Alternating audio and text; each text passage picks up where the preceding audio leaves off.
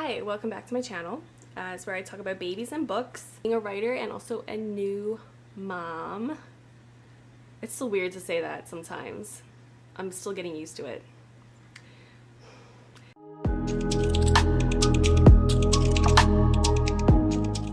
So, first of all, it's so embarrassing to admit this. I expected my labor and delivery to be like a movie. I read article after article, tons of forums, real life experiences and all that. It didn't push out the fact that I thought that my water was going to break in the middle of, some restaurant or something, and it was going to be really dramatic and I would have to rush to the hospital. And so when it wasn't like a movie and my water didn't break and I wasn't like wheeled in and I wasn't doing my and all those things that I've seen a million times, it was kind of like, oh. No montage with inspirational music, and it's just not happening in this sequence that I expected. It was a good learning experience because now I know for next time that no matter how many movies I've seen, it's not going to be like that ever, and that I was really dumb for thinking that it would kind of be like that. I don't know. I don't feel like I'm totally to blame for that mentality.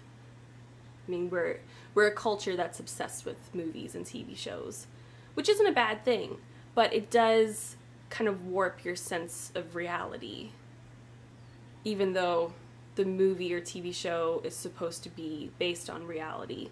Maybe I just had some weird experience.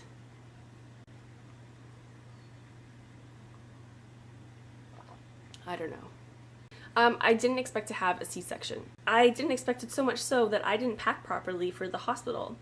It was embarrassing.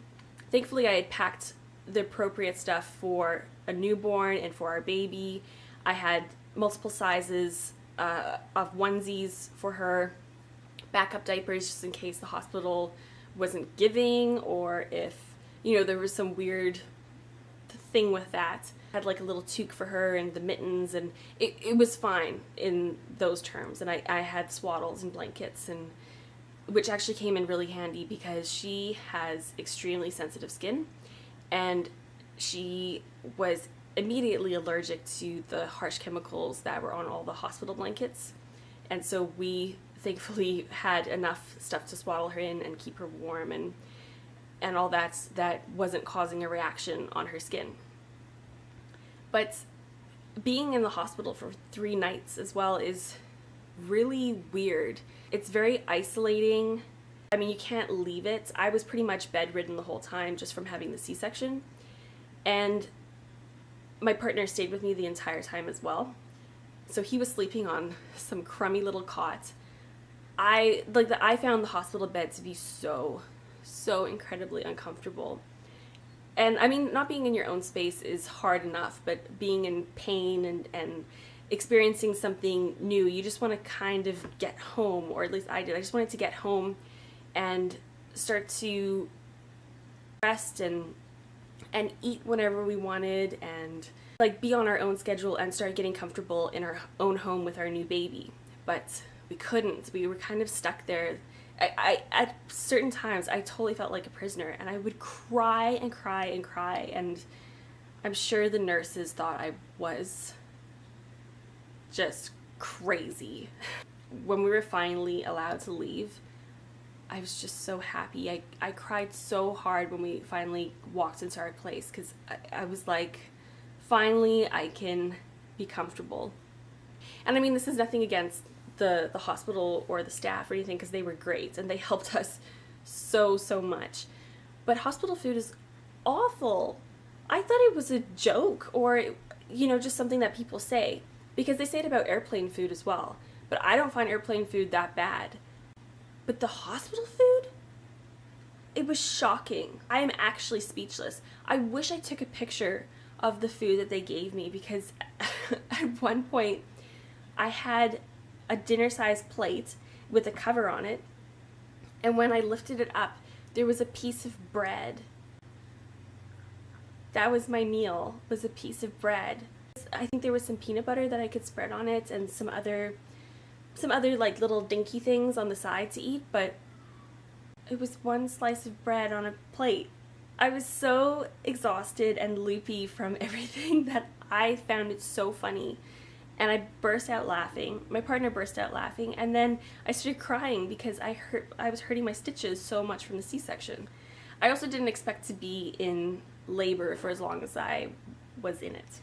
I had been reading things that said that labor will not go past 20 hours, that they won't let it go past 20 hours because then it starts becoming barbaric.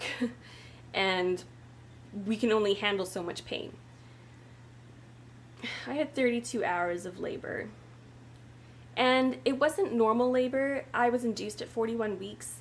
And so when I was induced, I mean, I heard that it was going to be really intense.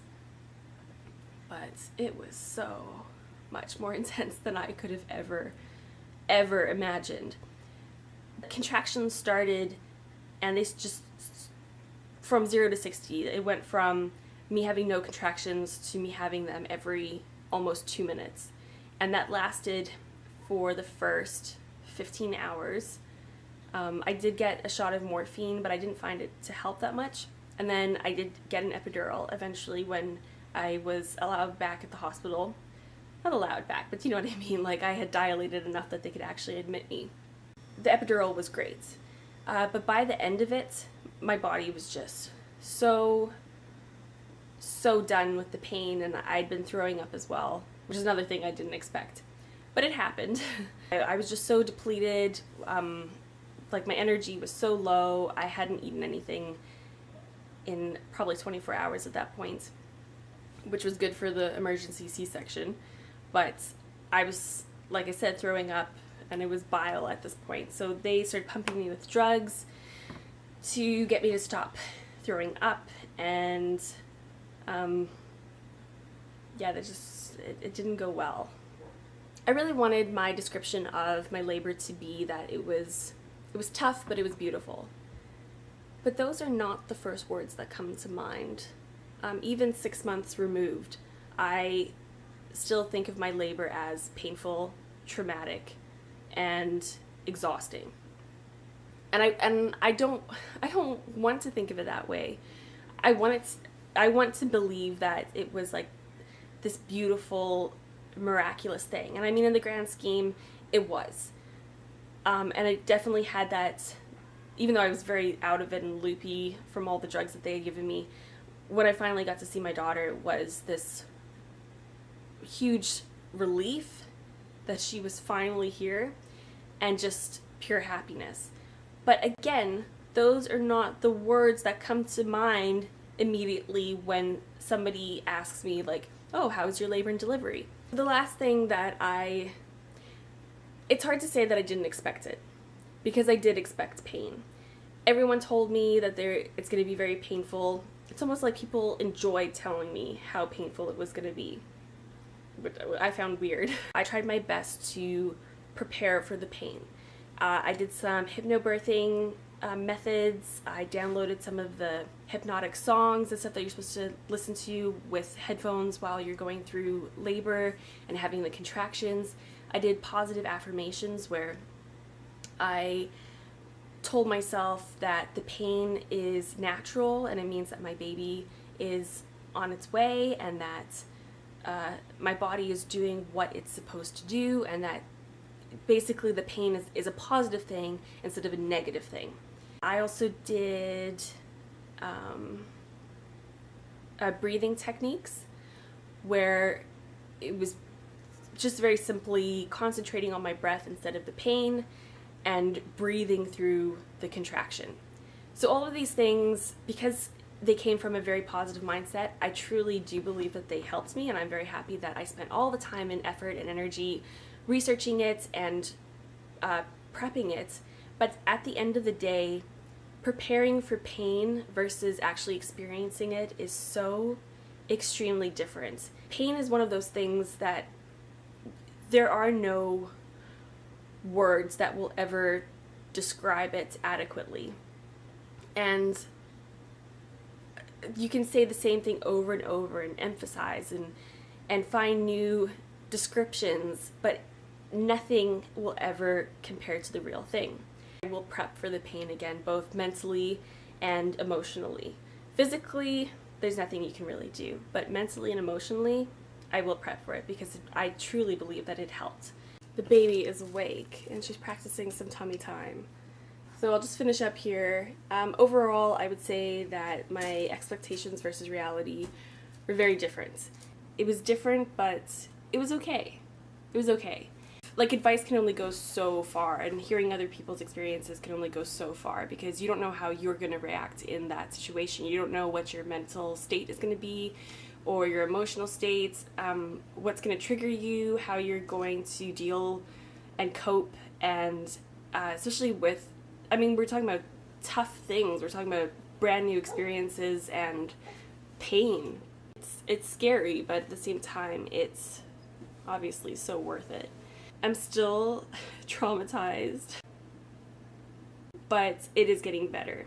At the time, and especially the following weeks after delivery, I didn't know if it would ever get better and if I would ever feel normal again, or if I would be able to look back on the situation and not cry from the memory. So if you've just delivered, or if you are going to deliver, I don't want to say expect the worst, but just be open to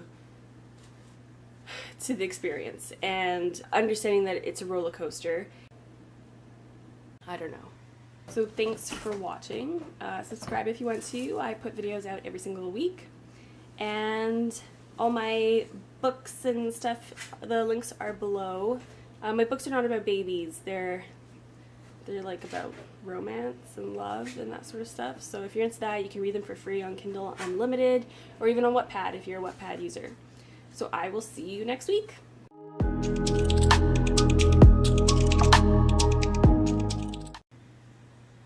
Is this even filming?